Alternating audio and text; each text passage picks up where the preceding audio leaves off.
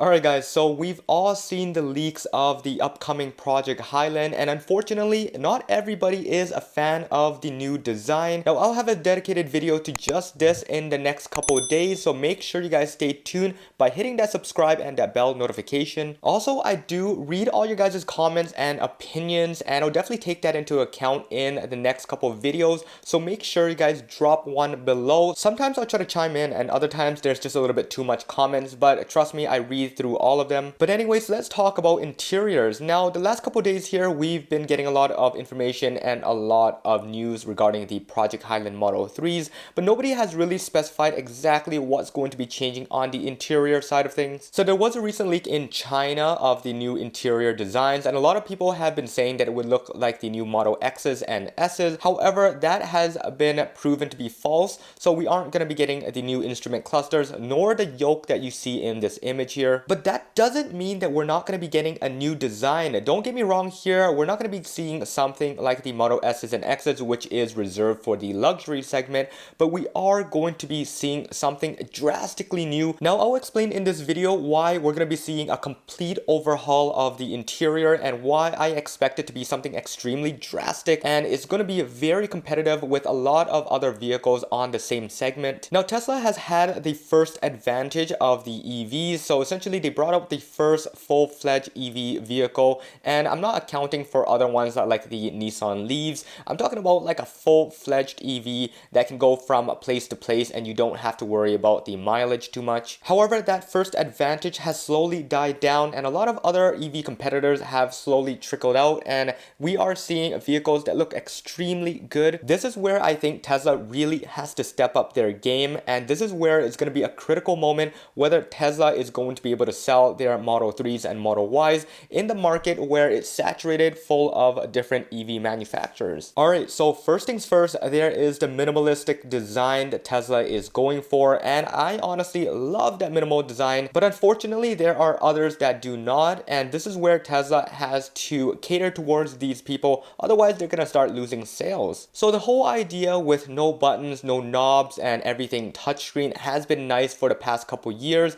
and it seems like that's what Tesla is going for even up to this date. However, it does lack a lot of those premium economy features that you would expect. Now, when I say premium and economy, they kind of don't go together, but essentially what it means is it's going to be an economy vehicle that gives you the slightest feel of premiumness, if that's even a word. So how Tesla was getting along with all the amazing sales number all these years is the fact that they have one critical advantage here, and that is because they are EV. Now, like I said, years later that advantage has completely gone down and things have changed quite drastically. A lot of EV competitors are out there now, and you guys have probably only heard a couple of them in the US. However, there is a completely different market out there in Asia. Now, just to be kind of blunt here and comparing with vehicles in the US, honestly, I'm just pointing fingers here at GM and Ford, and take a look at their interior. It just doesn't cater to the same type of people that typically want a luxurious feeling of a car. Now, I don't know if it's just me, but the definition of luxury in the US versus luxury in Europe and in Asia is just completely different. I don't want to say too much because it might anger a lot of you guys, but try just jumping into any Ford vehicle and try jumping into a vehicle in China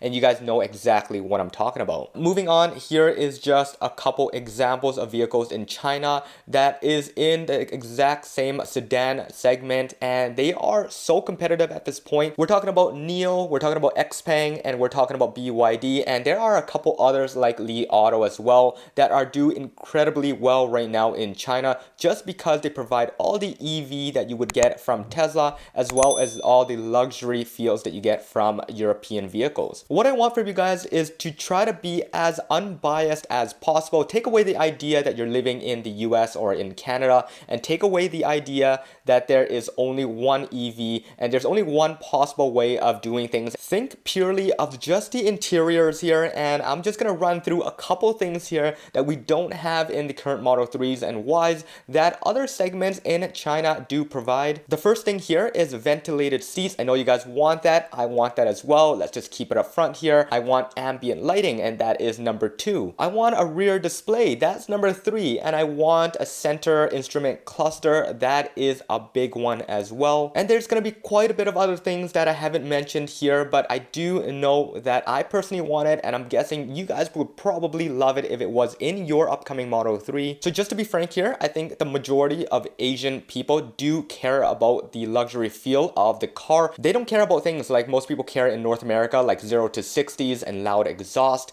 They just want the comfort suspension. They want all the luxury feelings inside.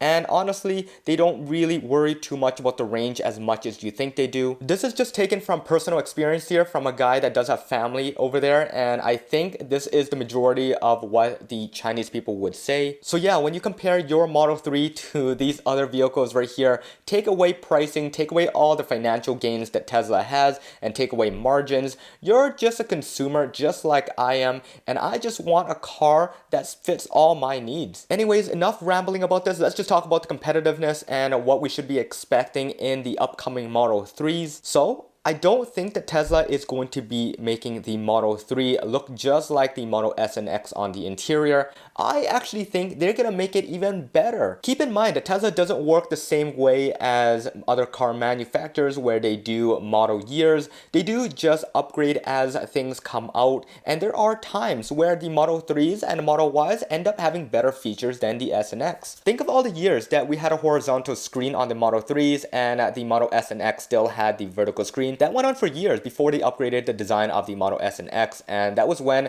the Model S and X had better features. So now it's once again the Model 3s and Ys that are gonna step up and have the better interior and possibly even better exterior. Now, it might be unbelievable at first and very difficult to comprehend why Tesla would do this, but keep in mind that the Model 3s and Model Ys are the bread and butter of the company. You can essentially take away the Model S and X on the lineup and nothing will get affected in terms of Tesla as a company. But if you take away the Model 3s and the Model Ys, Tesla wouldn't even last a month. So this is why this is now the time that Tesla steps up and makes their 3s and Ys just as competitive to get in the same market, the same segment as vehicles in China. For the Chinese to continue buying vehicles, you're going to need to make it better than what they're able to produce. So visual things like ambient lighting, ventilated seats, fold downs, panoramic roof covers, those are things that the Chinese, the Asian communities would prefer over what we're getting right now. Those are the things that would push us to get the vehicles.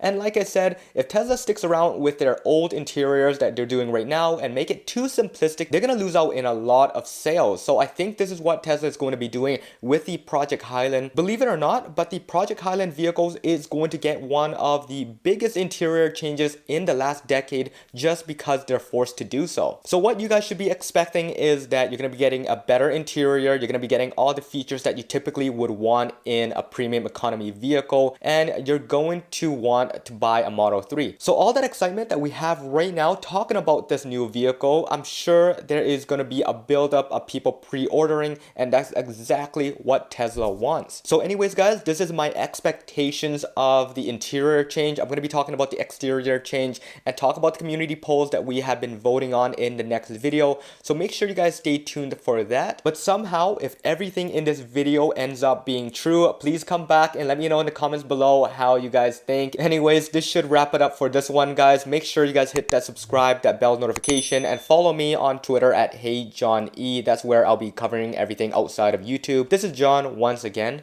Peace out.